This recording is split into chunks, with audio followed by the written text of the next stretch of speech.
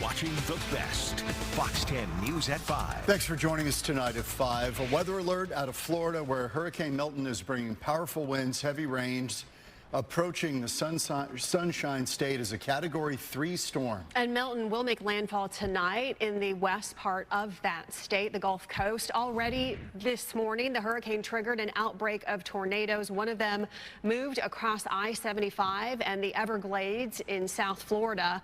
Another tornado caused damage in Fort Myers. The National Weather Service issued more than 50 tornado warnings, and that was even before Milton hit. Here's a look at Clearwater Beach this afternoon after the storm system started to move in. This was it's now just past 8 p.m. on the East Coast. Mandatory evacuation orders have been issued in 15 Florida counties. This is affecting more than 7 million people. People have been warned to get out because of the potential for deadly and catastrophic flooding. This is a live look at Tampa right now. The storm surge that some were calling for up to 13 feet between Sarasota and Fort Myers, that has not happened yet, but we'll see. There's still time on the clock, unfortunately.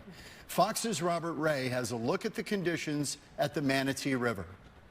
We're starting to have vegetation come off of some trees and shrubs, and that is indicative of the wind speeds beginning to be increased, unfortunately, as part of this eye wall is out there getting really close. We don't have an official landfall yet, but the eye wall is upon us right now, and unfortunately, it's just going to get more intense as this comes in. On the other side of the Manatee River is Tampa Bay, okay? And that is where the water will begin to come in, unfortunately. 10 to 15 feet of storm surge in some of these areas that is predicted, and places that have already been ravaged by Hurricane Helene 2 weeks ago.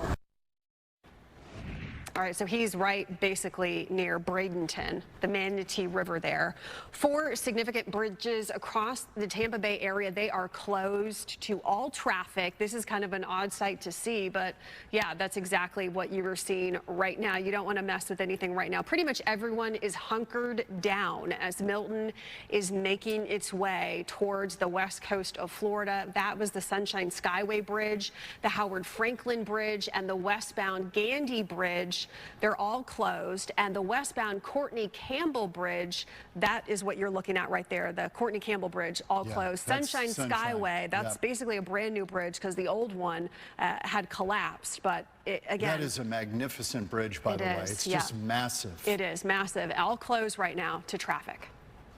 Hurricane Milton is still a major, very strong hurricane. There is high confidence that this hurricane is going to pack a major, major punch and do an awful lot of damage. But I urge everyone in Hurricane Milton's path to follow all safety instructions as we head to the next 24 hours. It's literally a matter of life and death. The president earlier this afternoon, a time-lapse video of the hurricane taken from space aboard the Dragon Endeavour. NASA astronaut Matthew Dominic, he captured this footage, this image. He and the other astronauts, 3 others, supposed to return to Earth on Monday after 7 months at the International Space Station. Their next chance to arrive home is Sunday. Okay. It's okay. It's okay. It's okay. It's okay. The Florida Highway Patrol rescued this dog here. We said he looks like Spuds MacKenzie. He does. And they were able to rescue that poor dog who someone just tied up along a pole here off of I-75.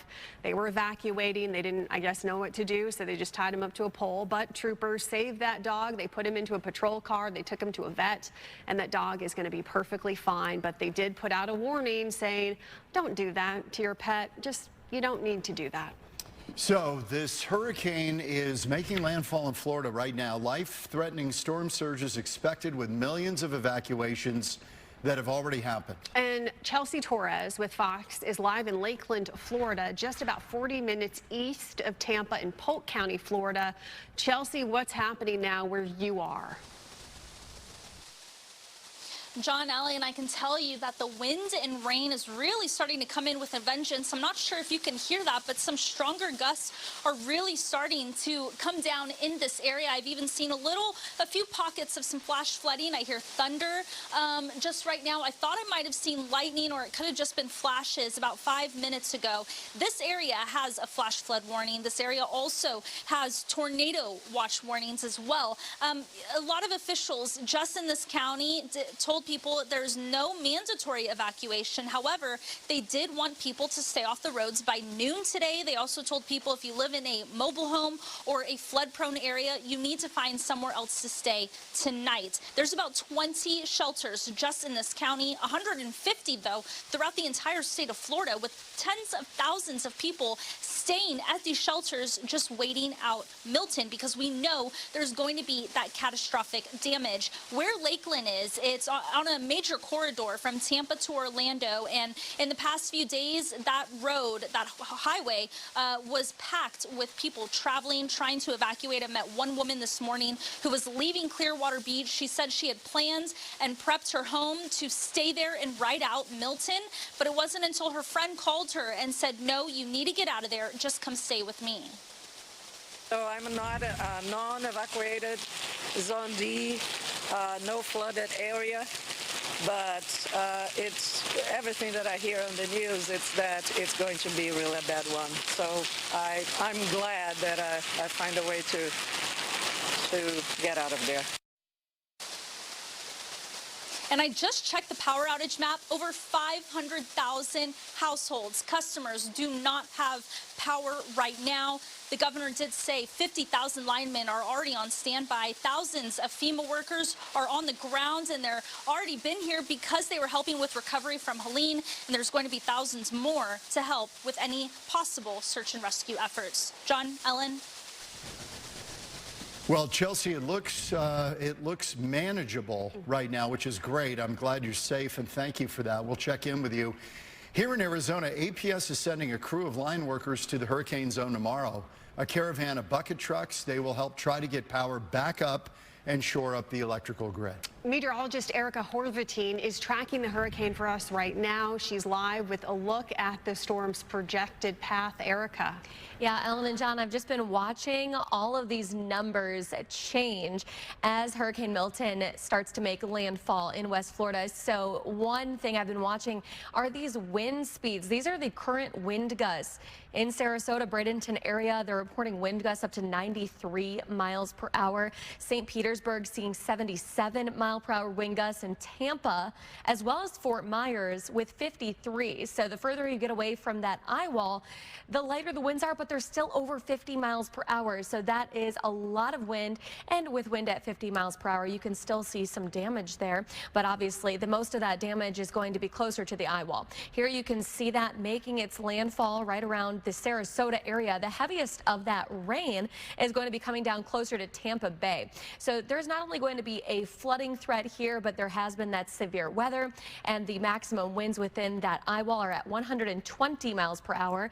Milton is moving northeast at 15 miles per hour, and by around 2 a.m. tonight, the winds will drop to around 90 within the eye wall, dropping to a Category 1 hurricane, then making its way to Melbourne by early tomorrow morning, and eventually offshore, where it's going to weaken beyond hurricane strength back to just a post-tropical depression by tomorrow afternoon and then into Friday morning. Okay, Erica, thank you.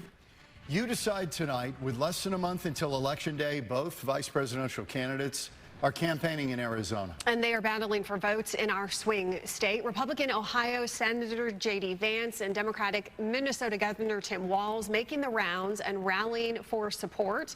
Fox 10's Lauren Clark is live now with more. Lauren.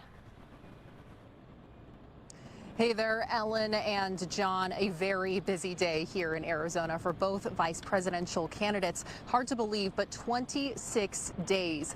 That's how many days until the election. And when you have a swing state like Arizona, where we've seen some very tight, very close races, both campaigns know how important it is to reach out to these types of communities. Now, J.D. Vance was at this church here in downtown Mesa doing a town hall event with Hispanic voters, talking to issues important to them. He says that they spoke a lot about the economy. We heard a lot of those questions as well. We also heard questions about faith happening here as well too. This happening at the exact same time Tim Walz was here in town, also making several stops to many different communities.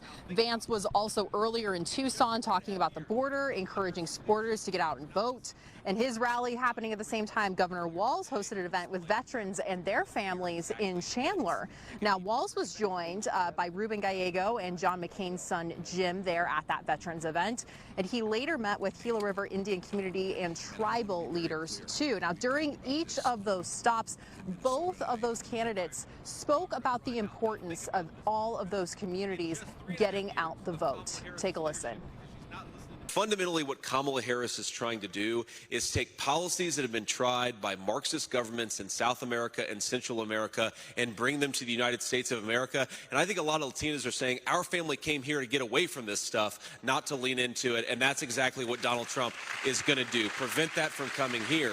We understand, and I think you've seen Vice President be part of the Biden-Harris administration that doesn't just understand sovereignty, they honor sovereignty. They understand what it means for our sovereign nations. They understand what it means when the first people on this land, and what it means on those relationships to get them right. And all eyes will remain here in Arizona as both presidential candidates will also visit the state later this week. Reporting live in Mesa, Lauren Clark, Fox 10 News.